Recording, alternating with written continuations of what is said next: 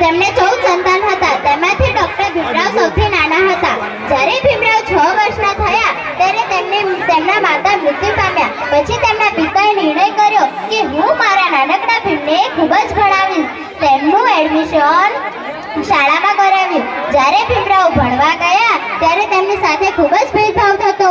તેમને કોઈ છોકરા બોલાવે નહીં, તેમને અંદર ક્લાસમાં બેસવા ના દે, તો તેમને ખૂબ જ દુઃખ લાગતું.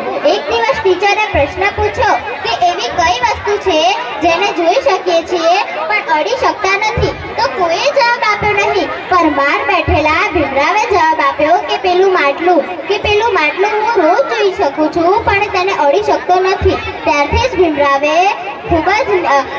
ભીમરાવે નિર્ણય કર્યો કે હું આ દલિતોને ભેદભાવની જંજીરોથી મુક્ત કરાવીશ. પછી તેમણે ખૂબ જ મહેનત કરી, સંઘર્ષ કર્યો અને વડોદરાના સયાજીરાવ ગાયકવાડે તેમને શિષ્યવૃત્તિ આપી અને વિદેશ ભણવા મોકલ્યા. તેમણે વિદેશ ગયા અને ખૂબ જ ભણ્યા, ખૂબ જ સંઘર્ષ કર્યો અને 32 ડિગ્રીઓનું જ્ઞાન મેળવ્યું અને આપણું દેશનું બંધારણ રચ્યું.